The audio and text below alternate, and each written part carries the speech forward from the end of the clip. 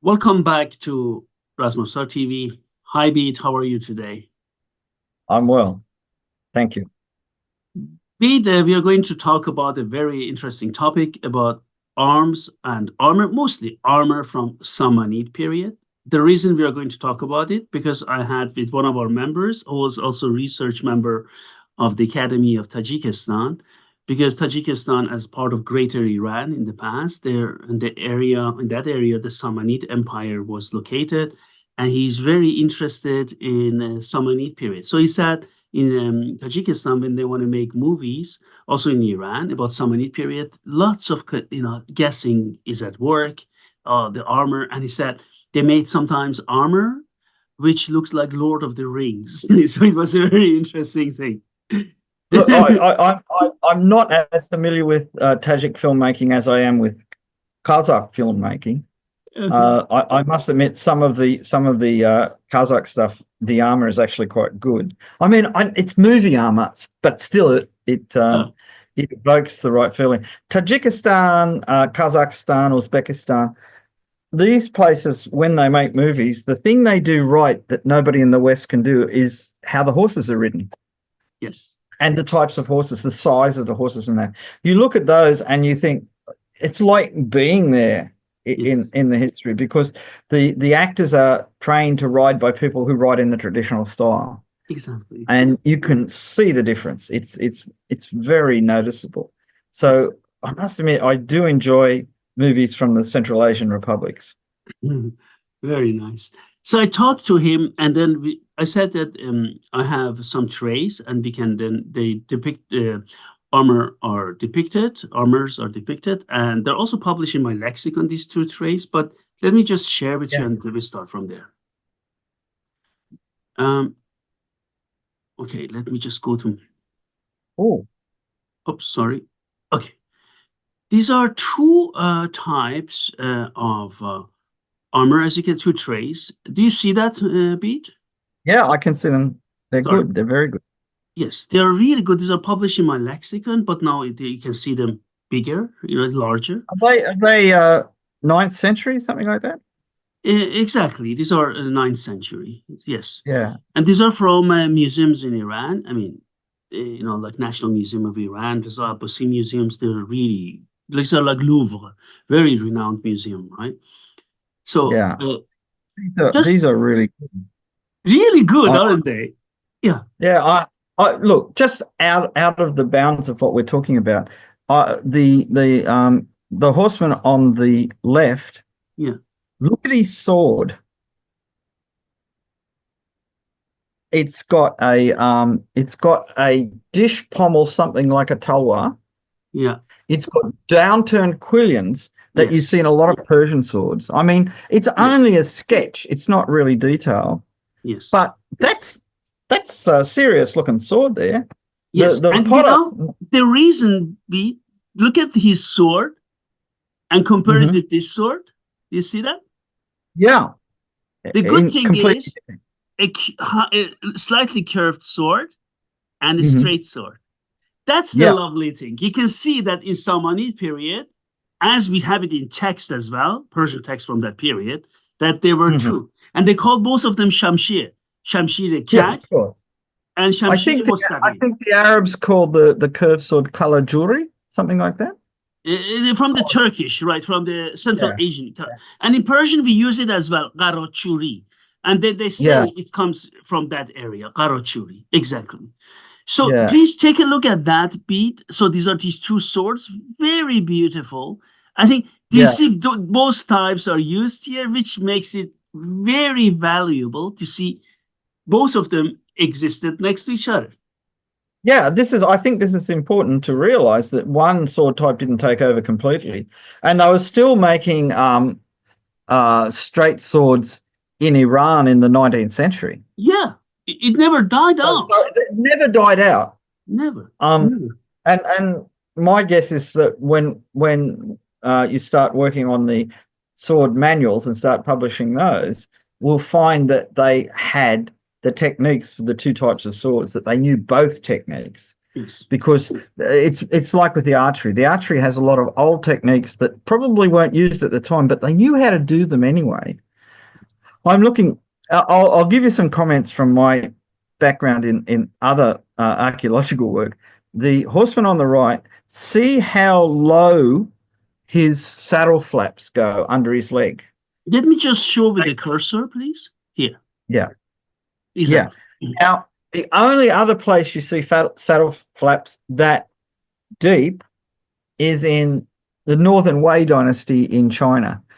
They were a group of people from north of China who conquered the northern part of China, and they famously had these really large saddle. They had a normal saddle with normal saddle flaps, but on top of it, they had these extra large ones, which meant that your feet could never contact your horse. I don't know why. The horseman on the left, entirely different. His feet are lower than his saddle flaps. Now, for the horse riding people, Yeah, in this period, people were riding with longer stirrups in Central Asia than they do now. And you can see their legs are not straight, but their feet are below their horses' bellies. And you don't see that in any Persian miniature painting. And this is a different style of riding because the saddles were slightly different too. It's not until the 10th century or so you start to see the saddles change, and then the stirrups get shorter. Stirrup leathers get shorter. So it's really interesting. I saw something on a video from the 1980s in Mongolia when they were putting a saddle together and attaching the stirrups.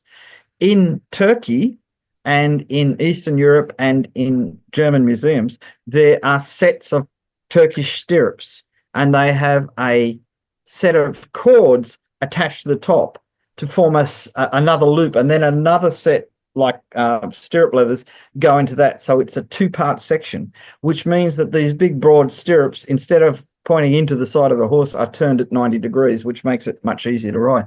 And I thought that I didn't know how they were attached, but in this Mongolian video from, I think it was 1984, my YouTube is starting to send me lots of Mongolian videos in Mongolian for some reason. And they on the modern Mongolian saddles, sometimes they have very decorative covers on their stirrup leathers. And what they were doing was they had those, and then to attach it to the saddle, they put a strip of rawhide through the stirrup loop in the saddle, which is just a slot, and into the top of this thing, and then just tied it off. No buckles or anything. Whereas at other times they use ordinary stirrup leathers with buckles, but this was for the highly decorated ones. And it makes me wonder when you see these things, you can see in the right hand person, there's two like pointed things for the pommel and the cantle of the saddle. They're just drawn in. They're not like really detailed or anything. Let me show it, please. Let me show it. This one. Yeah. And this one. Right? Yeah. Yeah. So that's quite, normal. I'm trying to see if I can see the bits. I can't really see the bits clearly. The bit on the right hand side looks like it's a curved bit or a ring bit, which is typical of the style of riding that the Sasanians had and the Arabs carried forward. So Look the at Arabs this. and This one, you mean, right? This? Yeah. See how he's holding his hand up and the reins are touching the horse's neck? He's not pulling back like this. He's holding his hand high and he just moves his hand left or right. This is a characteristic of neck reining. The other horseman is doing the same thing, so maybe that's what they mean. You can see a kind of join between the reins and maybe the cheek pieces of the bit. It's hard to say. But again, what we're looking at in the Samanid court was a highly, I'm going to use the word metropolitan, I've seen it used before, for what people were taught to do riding in the big cities, as opposed to what nomads were using out on the steppe. And mostly in Western Iran, they used what you'd call the metropolitan style, but the Samanids were highly cultured and were in direct contact with Baghdad. I mean, the Samanid rulers were authenticated by the Caliph. They were, I mean, they were independent and they were pursuing a Persian language revival, Yes. but they still had deep contacts back. And I'm pretty certain they were still shipping out mercenaries and slave soldiers to the Abbasids, because Khorasani and Khorasan in those days extended well into Central Asia as a term, because Khorasan means where the sun rises. So it's to the east. Just one thing before I forget that. Do you remember in Khabaran-Name what we did before about Hazrat Ali? And you made a comment about the back, and we said the back of the horse neck, and it goes down. Yeah, Do you remember that? Look at here. It looks the same almost. Look. It does look the same, but I think what they're trying to show you there is something that you see occasionally, where they trim the horse's mane to a little stand-up thing so that nobody can grab the mane in battle. Yes, just one question. Do you think horses here are armored or unarmored? I would say they're unarmored, but that doesn't explain the designs on their necks and haunches. To me, I don't know what that's meant to be. I can see clearly a crupper going round under the horse's tail, and I can see a breast strap. This is particularly on the man on the left. On the right, I can see traces of the crupper. It's not very clear. But those big designs on the horses, I don't know what that's meant to be. They're kind of designs you might see on textiles. But does that mean the horse has a textile cover? There's no indication that the horse is wearing anything aside from the saddle and those big saddle flaps. The floral design, how intricate. Yeah. See, I'm wondering if that's meant to be something hanging off the crupper. Yeah. And it's just proportionately different. Or it might be, I know in the 18th and 19th centuries, horses were sometimes half dyed with henna, pale coloured horses. And in India, they went to the trouble of making kind of like elaborate edge designs between the natural grey of the horse's pelt and the reddish brown of the henna, which was dyeing the horse's hair. So, and that was actually done for health reasons. It was believed to be healthier for the horse. Yes. It's like the English used to shave horses from a certain point down, thinking that it was good for their health. Please take a look at stirrups here.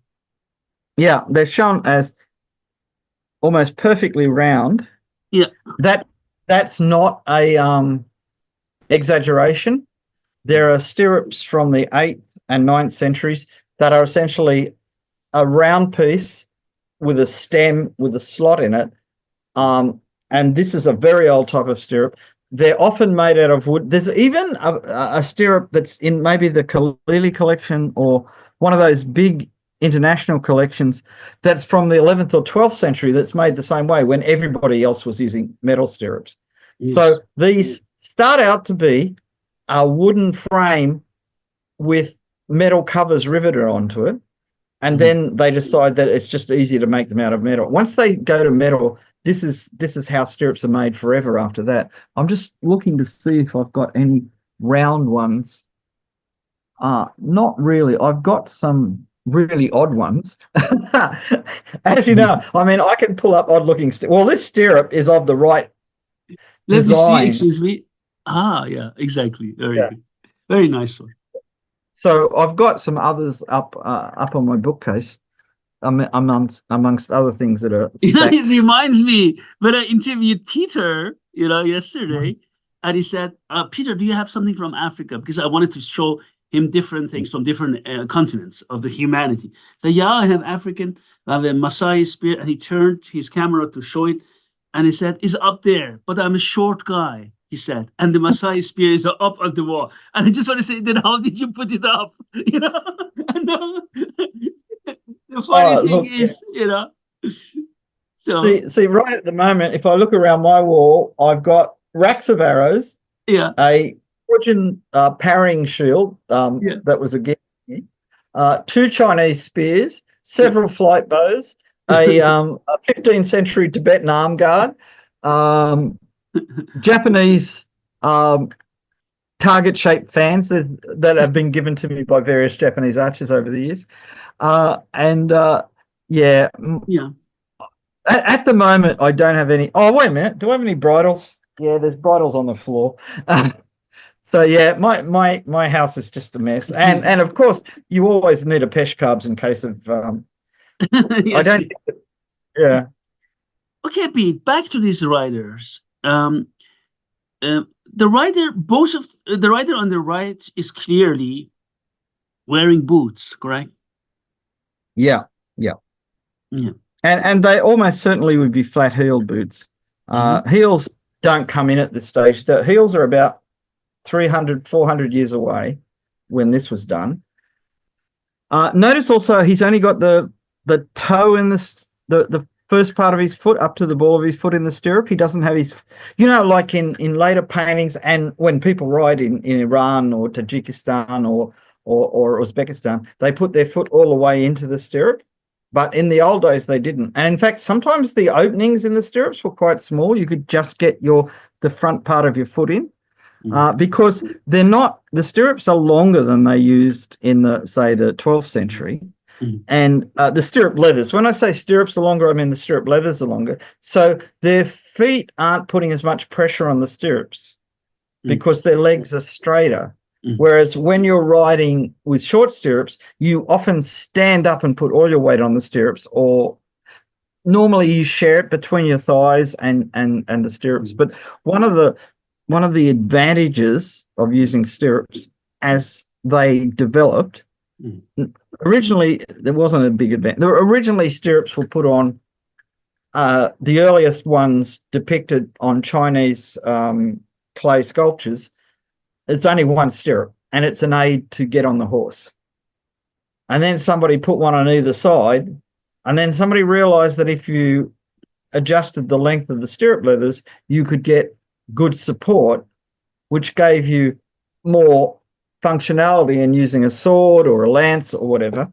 But then around about 1000 CE, somebody, and it's probably a whole group of people, realized that if you shorten the stirrups and move them more to the center of the saddle, what happens was that you could even out the pressure on the horse's back by directing the weight centrally. And then all of a sudden your horses could go farther without getting tired, because the stirrups up the front of the saddle and your weight at the back of the saddle produced a lot of motion in the saddle on the horse's back. And what they found is this would improve the efficiency of the saddle, which means that people could ride further. And this is, you start to see the really big step empires. So the Blue Turks, for instance, they were very well on the way to this. And the Blue Turks had an empire that stretched from more or less the Crimea to Manchuria. And they could do that because they could communicate over those distances in a reasonable amount of time, which meant more efficient use of horses and saddles. I mean, in the Sasanian period, like the early part of the Sasanian period, where there are no stirrups around, saddles still were a great advantage, and horses could go farther and you could, achieve a lot more. But each development in horse riding in Eurasia improved the stamina and comfort of the horse. Now, I've known people, and a Russian archaeologist once said this to me, and I can't remember her name. I apologize to her, that the most uncomfortable thing she ever did was ride on a Buryat saddle. And it's because if you ride it like a European, you're sitting in the wrong part of the saddle, and it can be very uncomfortable. But these little things are actually quite significant. And we look at this, and what I see in it doesn't just come from what I can see in the plate. It's from what I know of other artifacts, and also what I know about saddles that have been dug up, because that's the really interesting thing, is that they've actually found saddles from this period, mainly in eastern Turkestan and northern Mongolia, where conditions for preserving them are good. But you can see there is an actual technical development in saddles. The funny thing is, like the swords, they didn't give up the old form of saddle. Mm-hmm. And you can see within one graveyard in the same period, and I'm thinking of one in Xinjiang, where they've got the more advanced, lighter saddle with the central stirrups, and they've got the more early, but much more elaborate saddle with its sidebars with the little panels that come out under your thighs and all this kind of stuff. And they were used in the same period. Mm-hmm. But one was much better for long distance riding, and the other one was probably much better for hand-to-hand combat on horseback, where you're spinning your horse around and doing all kinds of complex things. I don't know. The current view in Mongolia seems to be that the pommels and cantles got higher, which gave you more control over where you were sitting in the saddle. That might be true. I don't know. It's really people riding horses that find out these things for sure. If you take a look at his leg, is it Zanu band? Look at this. Is it a knee protector? I don't think so. I think that's a disc decoration on the... I don't even think that's his boot. I think that's leggings, highly decorated leggings. Several of these have turned up in Egypt from the Sasanian period. So the Antoninus, I think, is the area they found kaftans, they found leggings, and basically you put on your trousers and then you pulled on these long leggings that tied to the waist belt of your trousers. And sometimes they had a little stirrup in the bottom so they wouldn't pull up too high. And sometimes they had a built-in foot. So they were almost like a shoe, but they were more like a sock in the shape of a boot. Mm-hmm. And then you wore your boots over that, or you wore shoes over it. And my guess is this is the kind that goes over the top of the boots.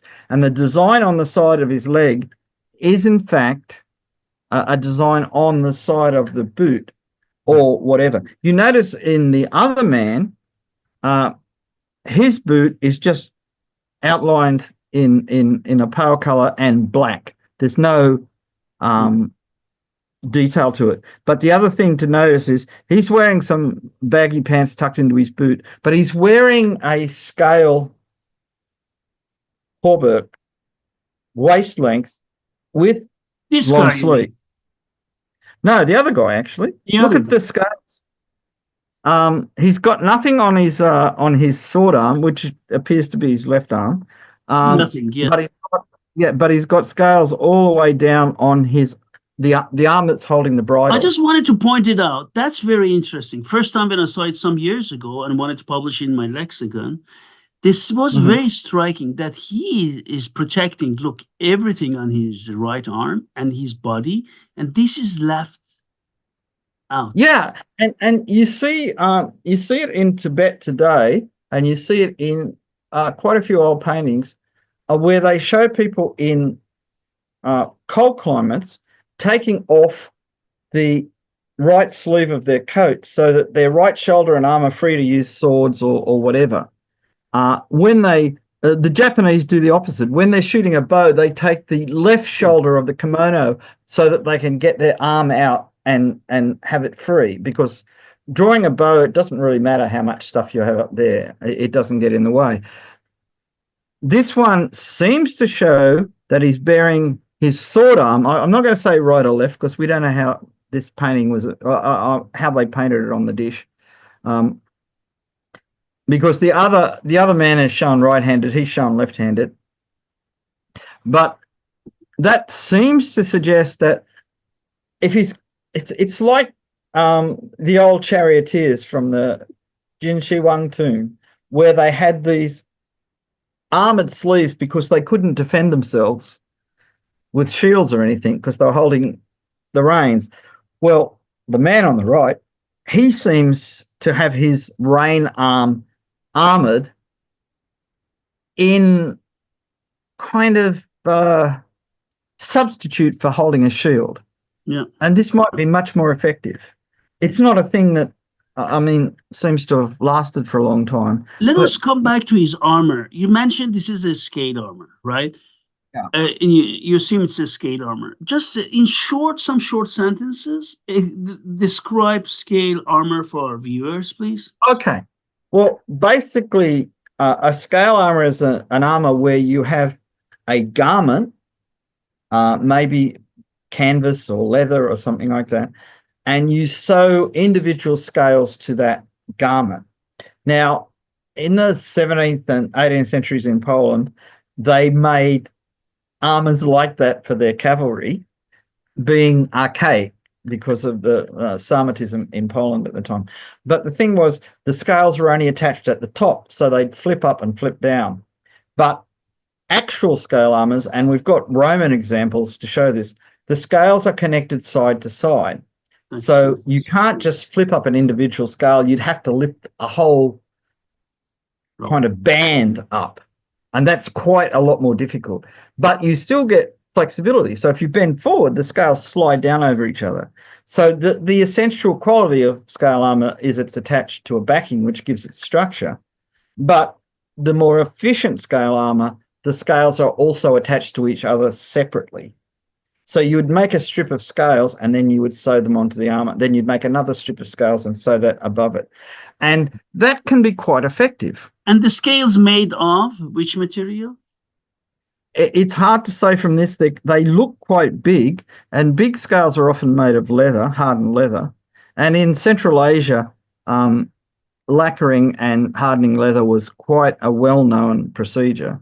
There's surviving when the Tibetan Empire expanded in, I think, the 8th or 9th century into southern Xinjiang and parts of the Fergana Valley and things like that. In Miran, which was a fort that they left there, archaeologists found leather scales, sometimes still laced together from armors that had been thrown in the garbage heap. Because of the legs. We don't see armor on the thighs. Oh, sorry, I changed it. On the thighs, right? Yeah, and that's interesting. It could be because he wasn't worried about his thighs for some reason. I don't know. It might have been he's just wearing something equivalent to a joshan with an armored sleeve attached. If you look at the other man, he quite clearly has some kind of armor on his legs, but that might just be padded armor. On his thighs as well, right? Yeah, that could be just padded armor. Whereas his body armor, I think, is a kind of stylized version of mail. But to be perfectly honest, at this level, it's sometimes hard to tell the difference between mail and scale. The rider on the right, it clearly is scale, but the rider on the left, it might be one or the other. The fact that it's kind of outlined with a dark center makes me think of rings rather than solid scales, whereas the man with scales, you can see it's got a ridge around it. It's all one color. I think it's meant to be a scale. Both things would have been known in Central Asia at the time because the Sassanids would have brought mail east. Yeah. Scale armor is old. It's really old. Yeah. And it's everywhere. Yeah. Just let's go back now to the rider on the right. What is on his head? Well, I don't know. Interesting, yeah, he could be wearing a band with jewels. Look at his face. Look at his face. He has this typical Persian eyebrow. Look at this. Yeah. It's, Yeah. and he's very happy. He Seems to looks be kind of happy. jolly, doesn't he?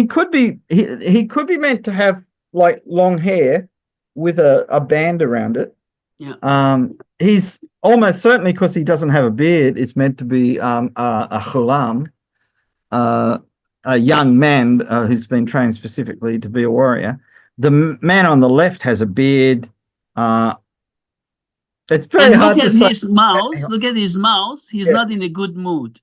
He's in a good mood. yeah, he's quite angry. Whereas the other guy is just riding along with his sword on his shoulder. He's quite happy. Uh, it's funny when you get into these things. Uh, in the man on the left's horse looks happier than the one on the right. Exactly. The man's horse on the left, this one, looks like the same eyes we see in the later Persian miniatures. Yeah, His horse has big eye. Yeah, and he looks sad. His rider looks happy, but he looks sad. I see there's some kind of bird underneath him. Yeah. There are birds everywhere. Look. Yeah. Look at it. Here, and then is it a bird here? I'm not really sure what that is. I don't know. But there is a bird here. There is a bird here. They like birds. That's clear. Yeah, very beautiful. Really beautiful. And just one note before we forget. Look at here. What is he wearing? Look at this. Yeah, that's puzzling.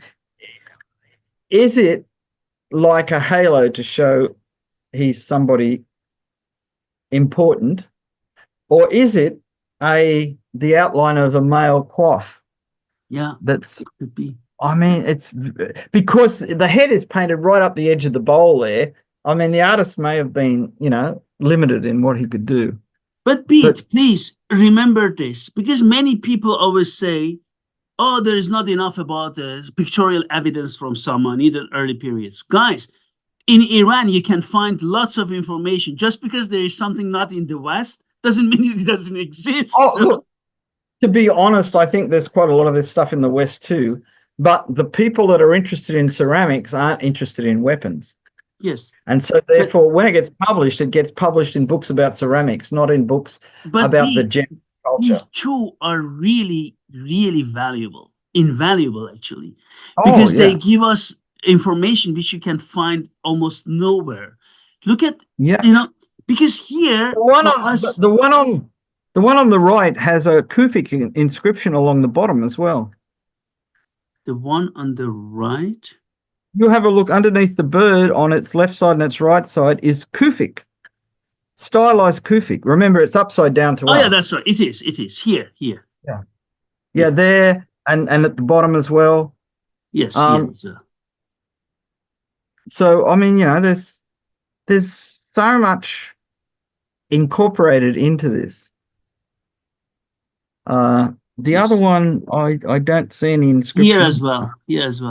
Yeah, that's the one I saw first. And that's quite stylized. I mean, I can see. Can you see this? This is an Asian lion here. Do you see that? Oh yeah. A lion or a leopard. Or a leopard. It's hard to. Yeah. Hard to say. So he's well and truly out in the countryside, surrounded by birds and wild animals. The other guy, I mean, despite the fact he's wearing armor, the other man on the left looks much more prepared for fighting than the one on the right does, and also he's in a much worse mood.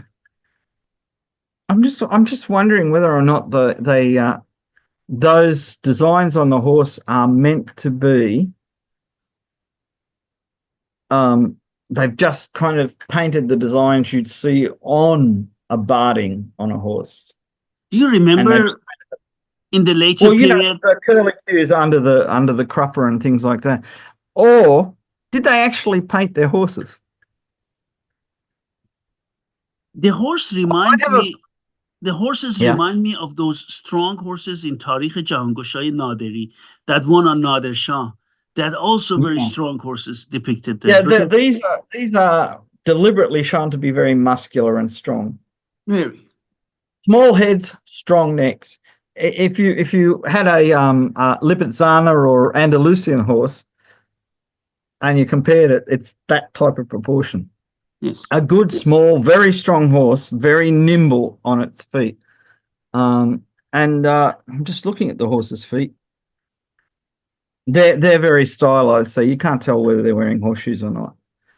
In the Nadir Shah illustrations, you could nearly always see the horseshoes because they put the nails on the hoofs, which is typical.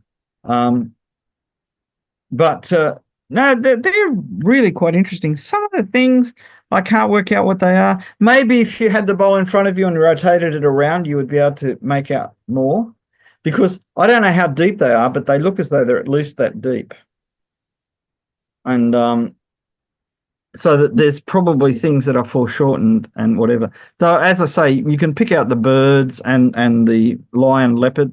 There's quite a lot of birds. I'm going to show you something which is very interesting. Maybe because it's wiped, and that's. Look at his hand here. You see the cursor? 1, 2, 3, 4 fingers and a thumb. And look, exactly 1, 2, 3, 4. Okay. And look at his hand here. 1, 2, 3, 4, and a thumb. But look at this hand now. How many fingers does he have here? Do you see that? No wonder AI gets so confused. Very interesting. Maybe I don't know what happened there, but interesting. Maybe he drew the 4 fingers closed and then thought, I really want to have the index finger open. I'll just add it. There's no rule book saying how to do it. I really love these two trays. Really love them. No, they're just full of information. Really love them. Okay, Pete, let's go move on. I just put here because we talk about Samanids, and Samanids are heavily influenced by Sassanids. They also went back to ancient Persia, identified themselves as Sasanian kings. So I just put here a Sasanian. We are going to, again, to have a discussion. We already did on Sasanian armor, but this time we are going to have and I'm going to include lots of pictures, so it makes it much better and interesting. So this is the Sasanian here, right? Yeah. And you can see again, the horses' proportions are similar. Yes, they are. They're kind of thick necks, small heads, solid muscular bodies. Yes. What's interesting in a lot of Sasanian plates like this, again, they've spread all around the edges, the mountains, the lions in this case. The other thing is, this is one we had long discussions when we were writing the article on Sasanian armor, that what's really shown there is he's turned around so far that his left thigh is almost pointing backwards. And it looks like he's sitting on the horse backwards. Yes, it does. But you can tell from where his sword and his sword belt is that that's actually his left side, and that's his left leg, not his right leg turned. So he's not sitting on his horse backwards, shooting backwards. They've emphasized how flexible he was to turn all that way around. That's really hard to do without stirrups. But I think it can be quite misleading. We had a long discussion about this. Notice the other thing about the sword, straight, quillioned, double-edged sword. I mean, a European knight would be familiar with a sword like that. Do you remember in my book, Arms and Armor from Iran, I depict them from National Museum of Iran, excavated. Yeah. They actually survive. I mean, I was amazed at some of the things that archaeologists in Iran have excavated in the last 40 years that just make a huge difference to our understanding of works of art like this. Because they showed that these people were looking at real stuff. I, as an archer, know that the way that bow is portrayed is an exaggeration, because there are functional problems if your ears are perfectly parallel with your arrow. Things are going to go horribly wrong. But I can understand why an artist would do that, because it gives dynamism to drawing the bow. It says, this king is so strong that he's almost straightened out his bow. Yes. It's a statement about the king. And I mean, you look at the size of the king and the size of the horse. This is one of those rare things where the people are always shown bigger than they are, and the horses are always shown smaller than they are. Because they did So have, I mean, the horse. you wonder if the man should sit on a horse or the horse should sit on a man. Yeah, well, I mean, it looks like that man could pick that horse up and carry it over his shoulders, but in reality, that's just a stylization, because the man, the king, Yes. is more important than the horse, so the man is bigger. Mhm. The lions, on the other hand, are really quite big. Big, yes. Because that is showing the strength of it. See, this one, Mhm. that horse is roughly the size compared to the man, in this case, Husserl, is roughly the size that you would see a modern Mongolian horse to be. Unfortunately, earlier pictures of this showed the male clearly, but because of the weather conditions, and it's just That's why when I do any research on this, I look for old photographs, because often there are bits there that are gone now. And I mean, the hind leg of the horse, the offside hind leg has disappeared. But the weird thing is, you can see the tassel hanging under its belly and the top of the tassel on the side towards you, where it's all broken off. The thing that what puzzles me about this is that we've got a really good example here of a man wearing mail and his horse wearing lamella. Yeah, exactly. And we know from excavations in Iran, one by the Metropolitan Museum of Art, I think, that lamellar armor that matches this sculpture was found in late Sasanian levels in a fortification.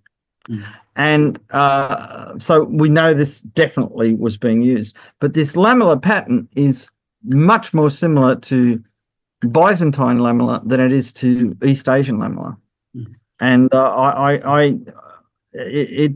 when you consider Husserl had a very close relationship with the Emperor Maurice in Byzantium, and I just wonder if there was some transfer, whether from Iran to Byzantium or from Byzantium to Iran. I think it was going in different directions, because as we discussed when we were talking, and we wrote the article on Sasanian armor, I think that mail got into Iran separately from before the Romans, like in the period of the Hellenistic period, because mail was in central Turkey, bought by the Galatians, who were Celts who came from Western Europe. And that makes a lot of sense. The other thing, if you notice, really, the saddle, it's got, like, well, in Australian saddles we call them knee pads, like stuffed leather pieces that give you purchase with your thighs. I mean, we call them knee pads, but they're thigh pads, really. Yes. I think, there's a lot of similarity between Sasanian saddles and Roman saddles, but I get the feeling, and I've seen a lot of South American gaucho saddles, which represent a very early tradition of saddle making in Iberia, that actually look a lot like these saddles too. They have no trees; they're just stuffed leather tubes with panels on the front and back. And I think you could make a reasonably good Sasanian saddle following the South American styles. I think it'd be so useful for somebody in armor to try that out. I put this picture. Okay, I just put in picture here just to make sure to make a comparison between early Sasanian and Samanid, and Bede, and here as well. But we are going to talk about them later again. Yeah. So again, I just put it here, but we talked about it already. So you just get a better picture here, or closer. Yeah. And I mean, here as well. Yes? The thing that got to notice is that the Samanids are fully comfortable using stirrups. Yes, they are. The early Sassanids, you don't see stirrups, and that sculpture of Khusrau, his feet are missing, so you don't know whether he's got stirrups or not. Yes, missing. Here, for sure, there's no stirrups. Here, I'm not sure. I really don't know. But the plates, the ceramic plates, definitely, because they actually show them. And this one also closer. Please take a look at the scale here. Oh yeah. Again, you can see that those molded scales. To me, that says leather because you can mold leather like that quite easily. I mean, there were metal scales made with moldings in them to strengthen, rather than just a flat scale. They hammered it into a form to produce molded edges, which made a stronger scale, but with the same weight. It's kind of like the reverse of fullers in swords. But yeah, to me, that says scales for sure. And we just go there because we talked about the sword.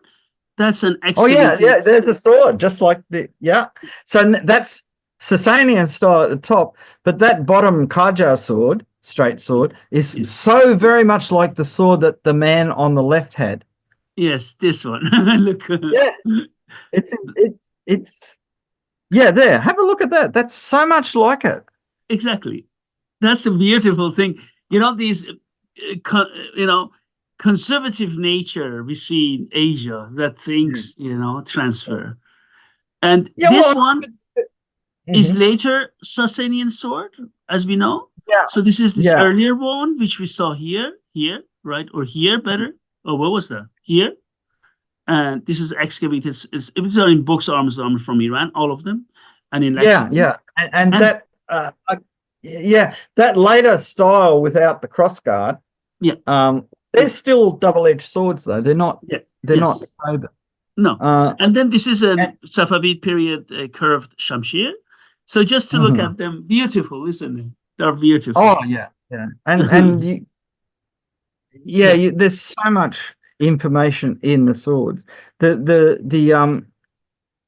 late Sasanian swords are very beautiful. Very. They have the index finger depression, so you can get your hand perfectly correct.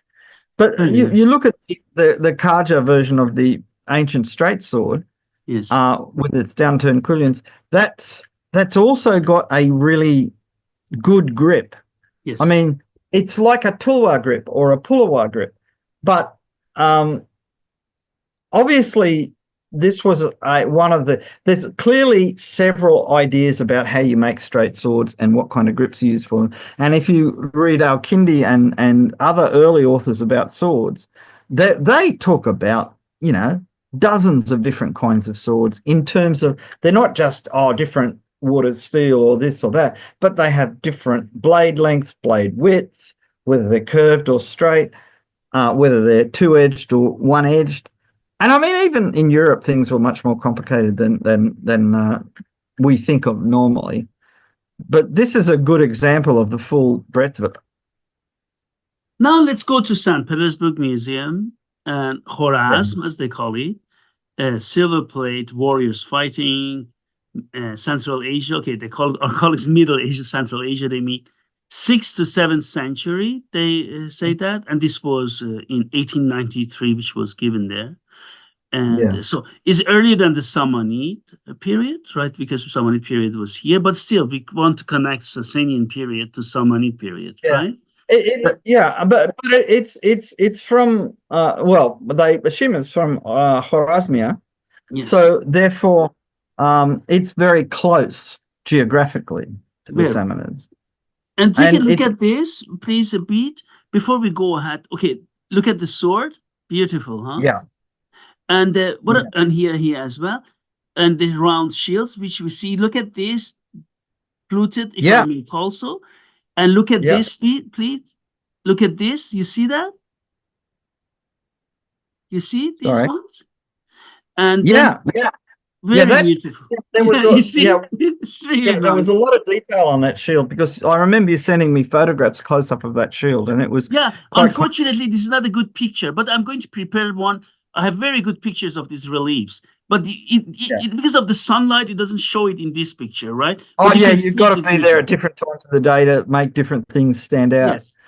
Yep. It's Oh, not an easy job being a photographer, but this is a wonderful plate. yeah. It shows, well, because it's a proper full-on battle. We've got broken swords, broken maces. We've got a couple of pickaxes. So this is a full-on, but these warriors are fully armored. That is to say, they've got armored legs, they've got armored coats, Yeah. they've got bazuband, or at least one's got bazuband, I think. Their helmets are very well. They've got male aventails, but they've got helmets which I'm assuming those turned up points are either decoration or they're meant to represent ear flaps turned up out of the way. You can't tell from something like that, but whatever it is, they're and they're very committed to what they're doing. So the man with the spear is definitely stabbing the other guy, and the man with the bow is definitely about to punch through the armor of the one on the right, because it's well drawn. The bows are very similar to Sassanid bows, because that style of bow lasted for another 200 or 300 years before it was superseded around about the time of the Mongols, because it's really efficient and it's very accurate. It's impressive that both of their maces are broken near their feet. You can see the kind of chopped off maces. That would have been an impressive thing to do. Maces were quite important in this period, and they've got some vague resemblance to, say, a cushion mace from several hundred years before. But the broken sword, you see, it's got a small crossguard. Yeah. Not a big crossguard like the earlier swords. This one. And yeah, and the one just to the side of that too, you can see. Yeah. Now, what that says is that there were clearly these kind of swords were taking off. There's a sword that was excavated from about this time period from Nishapur. Yeah. Which I've got in a book. It also had a small sword guard, but it was a saber with very, very slight curve and a back edge about half the length of the blade, which shows how old that is. Bede, look at this scabbard here. Is it P-shaped scabbard hanging system? Well, it certainly is sitting like one of those scabbards. Like this one. Sorry, like this one, right? This one. Yeah. I think that would be reasonable to assume. Yeah. The other thing that's interesting is, despite the chaotic nature of this, they have retained the left and right-handedness. So the scabbards are on different sides of each person because they're facing different ways. Yes. So the artist was really paying attention to the weaponry here. It's interesting that I'm looking. There's a flower-like object right in the middle. There's two broken maces. There's two broken swords. There's the tips of the swords, but there's that flower, and I don't know what that is meant to be. You should never forget the flower in Persian art. Yeah, well, this is it. We can't go outside without looking for a flower. But yeah, that's a beautiful piece of gilding, just to draw out and it's a thing you see in the Piaggio murals. The coats in the Piaggio murals are either lamellar or broad scale. I just want to talk about it. Let me just check this closer. Oh, I don't have it closer. Here. Look at this. Look at this, please. Here. What do they depict?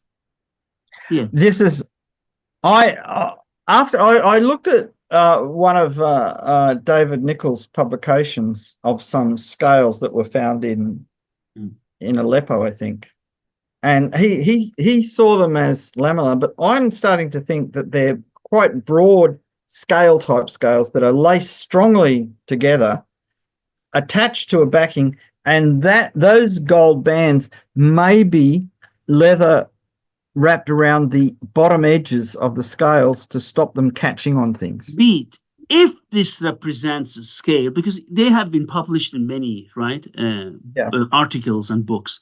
If they represent scales, now we can make a comparison to a later period because no one has done that. This one. Look at this. Yeah. Right? See, and what we're looking at is two entirely different ways of depicting them. Because the metalworkers have one vision and the ceramicists have a different vision of how to depict these. Yes. This is very much like the wall paintings. And you see the wavy edges of the scales? Mm. So they're not straight lines. They have a kind of wiggle to them. And the surviving scales of that type exist. But there are also surviving lamellar scales like that. But my feeling is that, and this, until I haven't built any of this scale type armor, I'm going to build a piece just to see how it works. But I have from my experience with lamellar, I have a feeling that this might be quite efficient. There's surviving pieces of Tibetan armor that have double-lobed scales, and these are either from a shoulder or a knee, and the scales have just two holes in them, and they're laced overlapping, and it's produced a really beautiful, strong armor that has strong visual relationship to this. And it makes me wonder, I mean, until you make it and see how flexible it is and how much it weighs, because there's no point in making an armor that's too heavy to wear. Bede, just one more thing. Yeah. In Marlik period, in Marlik period, Dr. Negahban, which I also published in my book, Arms and Armor from Iran, I guess, or in Lexicon, there are similar maces with the bronze head like that from Marlik period, north of Iran. Yeah, see, this is it. Maces can be conservative. I mean, we know about flange maces, which were popular in Iran too, but there's also round-headed maces. There's cylindrical faceted maces, exactly, which Nishapur, there were excavated ones. There are maces like this. And Bede, look at this. This is indeed a flower. Yeah. Open lotus. We see the same in Achaemenid art. Open lotus, not the closed one, open one. Look at this. Yeah, look at the shields. I think. I don't know.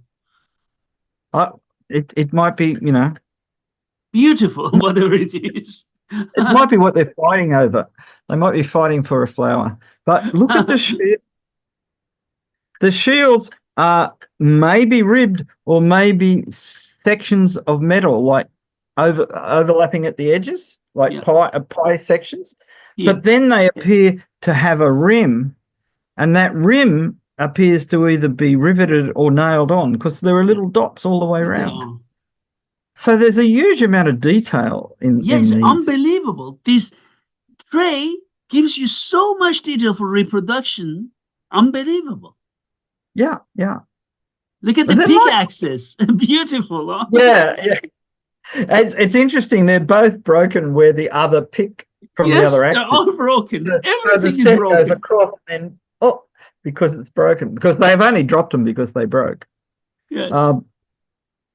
A very dangerous weapon. You can see at the top of that thing how carefully the sword hilt was drawn. Very well. Yeah. Both of them. Yeah. Actually, even the handles of the maces are well described. Yes, yeah. You can see they swell out to give you a good grip, but they swell in front of the hand as well, which means that if you kind of punched with them, that they wouldn't slide down in your hand. So you've got very good control. So this is, whoever made the plate had seen the odd mace in his time. This isn't fantasy. This is, somebody that's seen the real thing.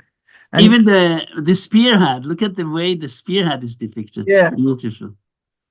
And I mean, just even the way he's gripping the spear, it's very characteristic of later Persian tradition. But even back, if you look at the early Sasanian reliefs when they're fighting the Parthians, this is how they're holding their spears. And the arrow is on the right side of the bow. Look at this. Yeah. And his thumb and his hand is in a good position. Yes. So yeah, it's very detailed. And if you count the fingers of the archer, you will see it looks like he's shooting with two fingers, but the Yes. top finger is actually his thumb. Yes. So what they're showing is like that. Sorry, like that. So you can see both the thumb and the index finger. And also he's got a back of the hand cover in his armor. Look, now it is clear. Only in close-up we can see it. Exactly. Look. Yeah. Is a bazoo band with this. Is it a bazoo band or is it a stylized male sleeve? I don't know. Let us just oh God. I don't have more pictures, Pete. Okay. It's okay. Let me just go ahead. I need a better picture. Next time I go to Russia, I will make better pictures. Yeah, but yeah, I don't know. Beautiful, huh? Look at the fletching, Pete. Look at the fletching here. Yeah. Fletching is what they call balance pan, so it's an even curve. The other thing is, look how beautifully the faces are done. Yeah, beautiful. I mean, that's real. It's very realistic, the faces. Very. It's bottled. They've got shadows from how the metal's been forced into the shape and everything. Very, very good quality. Magnificent. And when you consider at the time this was done, I just noticed that poor man has got 2 arrows already in him. Eh? Where? Oh! There's one coming out the back and 2 in the front. Yeah, this is fletching. You're right. He has 2 arrows in him. Yeah. And look, Pete, look. I didn't notice that. Look. Yeah, he has 2 arrows in him. Yeah, he does. It's a hard life. Very, very nice. And those Pete, look. You see the string? Yeah. Look. Yeah. You notice how they've moved the top part of the string to leave his face uncovered? Yeah. So it doesn't actually meet. The bottom part of the string goes up to his thumb, but the top part of the string, to miss his face, is out of kilter. Yeah. But that's not uncommon in art of this period, or any period, actually. You see all kinds of stuff. But the very tall pointed helmets are a thing too. They became much more popular later. Like in the 15th, 16th century, they were very popular. Mm-hmm. But this is like 700 years earlier or something like that. And now we go to plate with castle besiegement. This is from 9th to 10th century. Semi-Risha. I saw one of these that came out with an exhibition to Australia many years ago. That's also from Hermitage. Most of them are from Hermitage. So thanks to my colleague, Dr. Elena Mazapova, because she was with me when I made these pictures. And this is 9th to 10th century. And so this goes more into the Samanid period. So it's later compared to the other one, right? Yeah. And it's detailed. Yes, very. Let's go, and I have good picture. This is a good picture I took, but let's go. Oh, my apologies. It's a bit blurred, but I hope viewers don't mind. Yeah, but it's still really useful. Things to notice. The bow is unstrung in the bow case. This is a bow case for unstrung bows. Yeah. And when they used to wear those, that would sit down behind the thigh, so the sword is on top of the bow case, whereas later on when they put their bows strung into a bow case, they put the bow case on top of the sword. So this is something showing you a real thing. That horse is definitely wearing armor. Definitely. This one you mean, Pete? Hold on, please. Yes, yeah, definitely wearing armor. The rider is holding a mace. He's got his sword in his scabbard. The rider behind him has got his sword out, and it's a broad tapering blade. I think they've dug up swords like that. Just to make sure, the armor's right hand with the mace is here. His left hand, this is the other rider. Exactly. Yeah. That's what I think. I think he's actually holding his mace with his left hand and holding his reins with his right hand. Yeah. And we know that he's right-handed because his sword and his bow are on his left side. So I think that's like a soldier holding his rifle. It's a parade position. It's not because he's not going to strike unless he's ambidextrous and Yeah. he can use a mace with either And hand, which is they were ambidextrous fighters, as we know. oh yeah. But you notice on the other side, the man has a close quiver, Here, which is typical to be used with a unstrung bow case in this period. Even in China in the Tang Dynasty, you would have closed quivers and you would have unstrung bow cases. Notice how he's holding his shield up and advanced, always a good these position. shields survived centuries and centuries. Yeah, they didn't change much. Look at this, Pete. Look at this. What kind of armor is he wearing? Look. Oh, that's hard to say. Hard to say. But look at here. His shoulders are clearly either lamellar or laminated plates laced onto his shoulder. The body of his armor, it's a bit hard to say. It looks like it might represent some kind of scale, but it could also be a very simplified version of mail. Like, it does look like they're little circles. And it's not uncommon for mail to be just represented by circles. It's very hard to say. Oh, these are less visible, but the swords are still... Again, you see those big broad-bladed swords. Bottom right-hand corner, animal-headed mace. I'm sorry? The bottom right-hand corner of the picture on the right, he's got an animal-headed mace. Oh, yeah, of course. This one, animal-headed mace. Yeah, of course. And the interesting thing is they always show them with the face pointing backwards, even in later Persian miniatures, because you didn't hit them with the face, you hit them with the back of the head. The spears are well shown. The man above him seems to be holding a pickaxe in his left hand. I think that's what it is. The man to the left of him is holding, or to the right of him, sorry, is holding a lance with a flag on it. On the other side, we've got the closed quiver. You can see the stirrups in some of them, but not in all of them. But I think they're all using stirrups at this period. It would have been common. Notice also the nasals on the helmets. Some of the helmets have clear nasals. Yeah, they do. Most of them do, I think. And look at the handle of this sword. You see that? Yeah, it's got a definite lean forward, which swords from certainly as early as the 9th century are shown to have. Now, this was made in Samanid territories. It was found in a grave in Perm, and it was probably a gift. Now, here's someone holding 2 arrows in his right hand and his bow in his left. It's a very good depiction of the bow.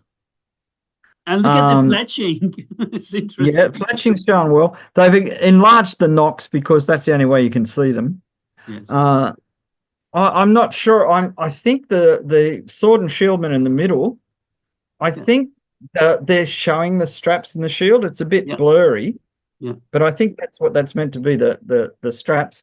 His sword, now again, we're looking at details on a plate, and I've seen the plate. It's quite large, but still, this is small. Is his sword leaf shaped with the last half slightly broader than the first? We have from Bronze and Iron Age Iran, and lots of leaf-shaped blades. We know that, right? So they exist. Oh yeah. But this is quite a late period to see a leaf-shaped blade. Is a late. And then again, the man on the furthest left has his shield on his back. Yeah, here. Which is just what you'd expect. Yeah, this is a really detailed and excellent. I mean, it's a siege of a city, but there's an awful lot of cavalry involved. This area was famous for producing engineers that were good at tunneling under walls and bringing down fortress walls. Look at this. Very nice. Yeah, and we've got people in little machinations or whatever on the walls looking a bit surprised and a bit worried. Here, you mean? Yeah, of course. Yeah. Yeah, It's I think maybe a few people have those shoulder guards on. yeah. They're not very clearly depicted, but it's maybe just the reflections of the metal. But I think they're there. Some people, it's really clear that they're wearing nasals on their helmets too, which is Yes, good. I think nasals and earpieces in some cases. yes. So we go part of the multi-register composition of the ceremonial Blue Hall and also Yeah, in St. Petersburg Museum, Hermitage. This is a wonderful museum, yeah. Panshikland, about that. Okay, Mm. to all viewers, this is not that I took a bad picture. This is the way, unfortunately, the wall have preserved, right? Yeah, well, I mean, they're more than well, they're 1,200 years old. Yeah. So So it's amazing there's anything there. And of course, 740, yes. Mhm. and the thing is, when they were excavated, they were more complete, but nobody at the time knew what was going to happen, and bits of paint flaked off and colors changed when they got exposed to bright sunlight and that. But you can still see there's a I would call it almost a Korean grip being used on the bows. That is with the palm up like that. It's really well shown how straight the bow arm is, how they've pulled right back. Um, the detail in some you can't really tell. I think there's a horse coming from the left. Yeah, it is. I've got a book on these which has some reconstructions, but how because when you examine them up close, you can sometimes see details that don't come out in the photographs. Yeah. Um, and Look of at course, this. yeah, he's got a closed quiver. This is the famous flying gallop, which no horse has ever managed to do, but what the hell. Um, so the quiver is shown quite sketchily. Well, what's surviving. Mhm. You can see, it's hard to tell. They all ride with stirrups in these paintings, and they're all really tall people. Yeah. They're actually shown as very tall and slender. Yeah. Um, there's a lot of detail of the horse gear in some of these paintings that you could actually rebuild the bridles and everything from it. This is a beautiful one. He's riding, he's got a closed quiver, he's got a bow case for unstrung bows and two bows in it. You can see the tips of two bows pointing out the back. Yeah. Um, he's the bridle is very similar to Sasanian bridles, Very. whereas the saddle and the stirrups is very Central Asian. And it was something that was being adopted in Iran from maybe the 700s. Mhm. But this is 100 or more years later. So this is Pianja Kent was controlled by a non-Muslim chieftain, Mhm. and after this is after the conquest of Central Asia, there were several revolts, Mhm. and his city was destroyed, and that's why all these paintings survived. But the thing that was very important about these paintings, and again, you can see so much detail, Look at this one. is yeah. I mean, again, the quiver, you can see the bow case with the bow sticking out the back. He's got a mace over his shoulder, but this time Mhm. he's holding it in his right hand. All of the heroes in this have very narrow waists and very broad shouldered, which when you read the Shah Namah, this is how heroes are described. I mean, all that exercise in the Zorkana and everything built up their muscles. Here Look at this. again, on the other side, you can see the bow case. You can see how he's riding with his toes down in the stirrups. Here. Yeah. Yeah, so his feet aren't flat as we would ride today, but toes down. Uh, Mhm. you can see his sword is very slender Yeah. and hung from two straps from his belt. Um, I think that's part of the bow case. Mhm. The sword is that very thin rod near the front of the horse's rear leg there. Yeah. He's killing a dragon, I believe, as often happens. Um, Mhm.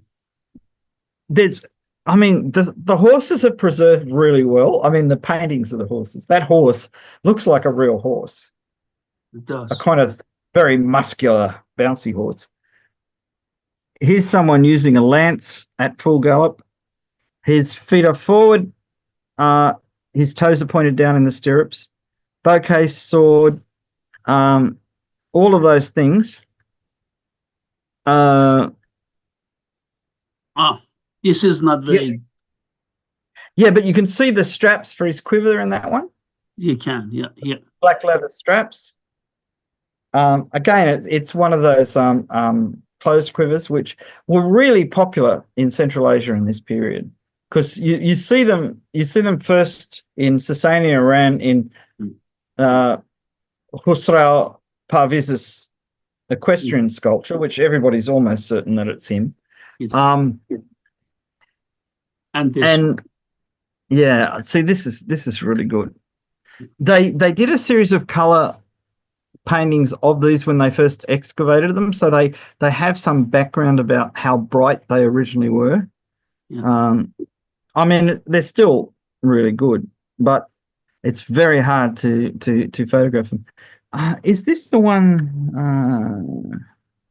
Because I think a couple of these, the horses are wearing big horsehair decorations under their in front of their throat, which was by the Sasanian times. Sorry, by the Safavid times, these were quite long. It's quite long. But when they started off, they were more globular. So bundles of horsehair with a metal fitting on top and a ring that attached to the throat latch of the bridle.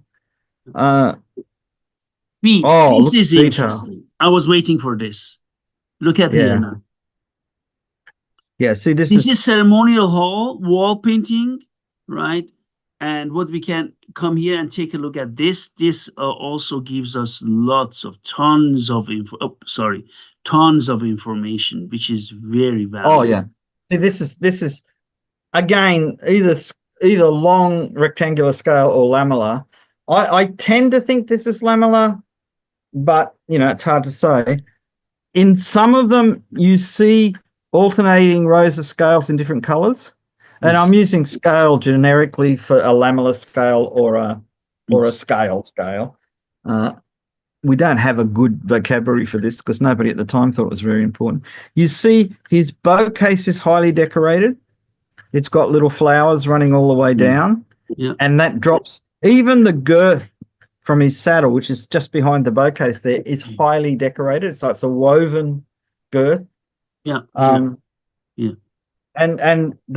the man to his right, who's also in the foreground, which we can only see half of, he also has a highly decorated girth strap.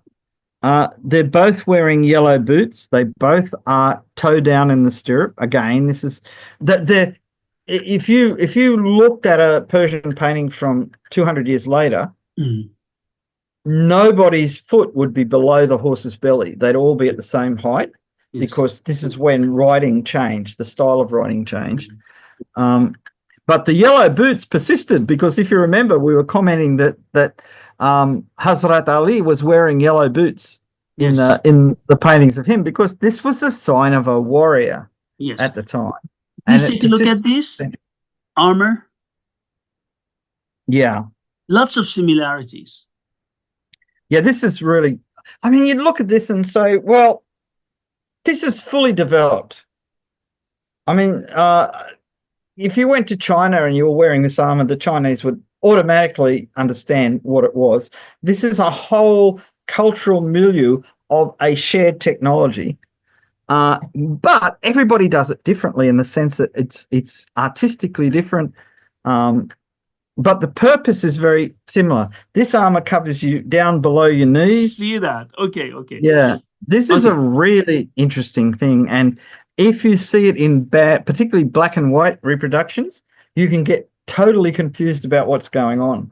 Yeah. I remember some that were published in something, I won't mention the title, where it was a black and white illustration and the saddle flat merged into the bow case and you couldn't tell that they were two separate things. Yes.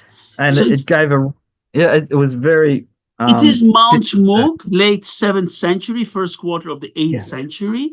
This is also from Hermitage Museum. This is a very important piece. It's massively important. So let's go here.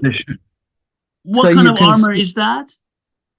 I'm guessing that it's small scale lamellar. I'm guessing that it's been simplified to not paint in the lacing because it's easier to draw. But everybody at the time would know what they meant.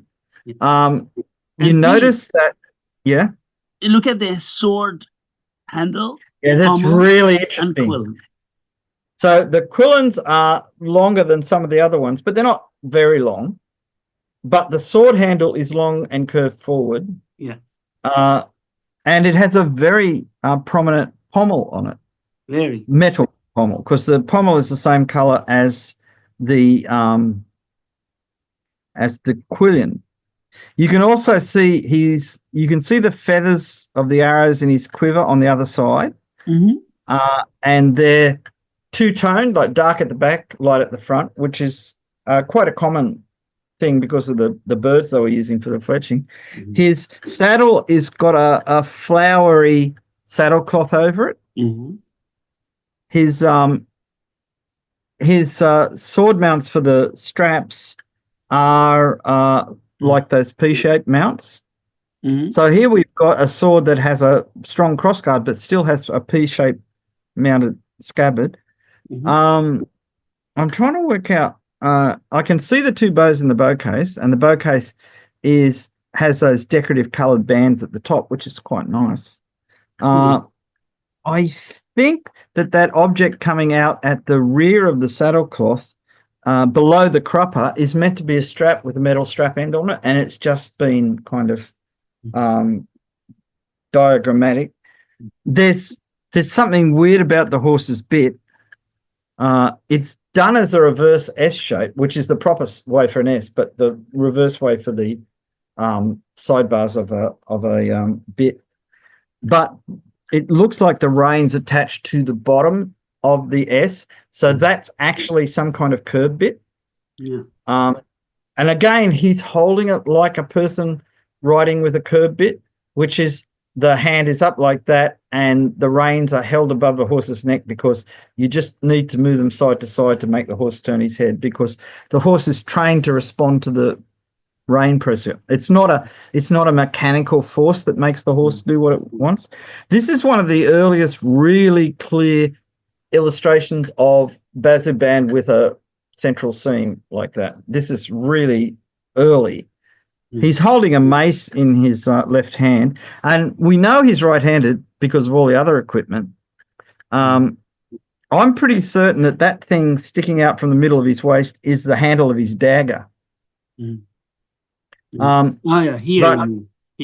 Yeah. Oh, it is a dagger, Bede. This is a dagger. This, you know what reminds me of Sasanian daggers. We have examples of them in Iranian museums. Yeah. That quite could be. Notice he's got two straps to his bow case and two straps to his sword, but he's got a belt with big square panels on it high up, but he's got a separate belt below, and that belt is what the quiver and bow case are on, which shows that traditionally keeping the quiver and bow case on a separate belt was normal, going back all the way to when this was done. This is...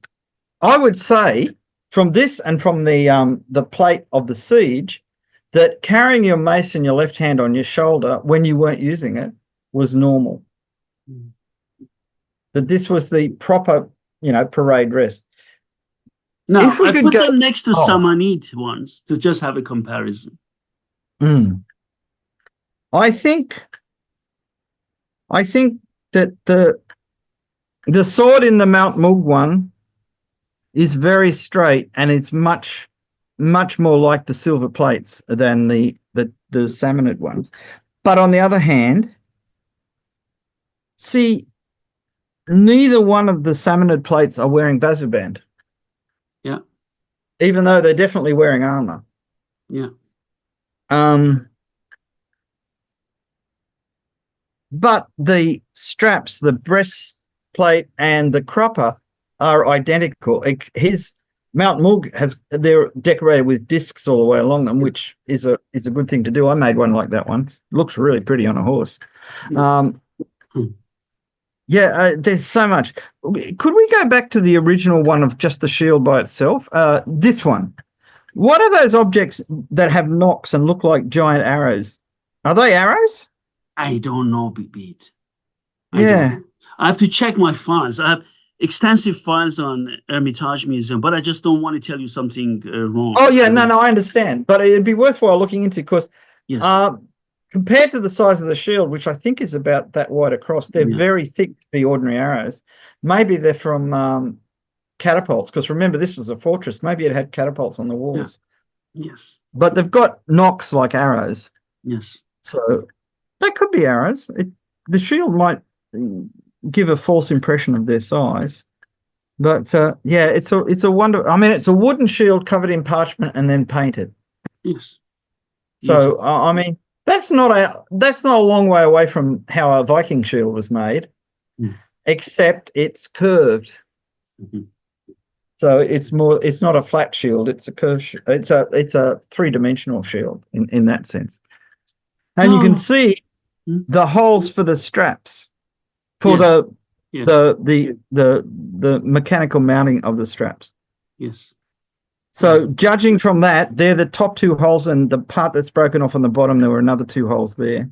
Yes. So yeah, it's be so nice if the whole of this had survived, but then we'd know too much. It'd be too easy for us. Pete, how did you like this? I think that was brilliant. That period, I love the art, because the very first books I ever got on Central Asian art had bits and pieces of this there, and you can see there's Hellenistic influences, there's Sasanian influences, you might even say there's Parthian influences, but it's a whole thing of itself. And the kind of flourishing of Iranian art in what was essentially Eastern Iran, Far Eastern Iran, up into Central Asia.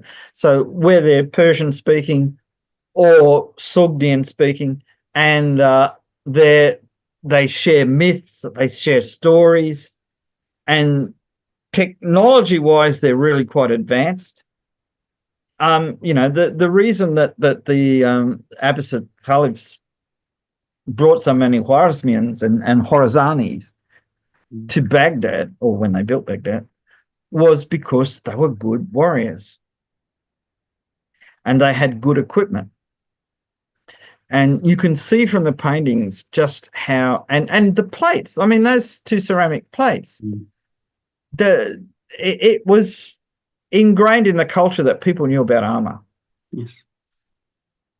Pete, so thank you very much for taking part in this discussion. It was really nice sharing this with you. I wish you a nice time and see you soon, Pete. Bye-bye. Okay.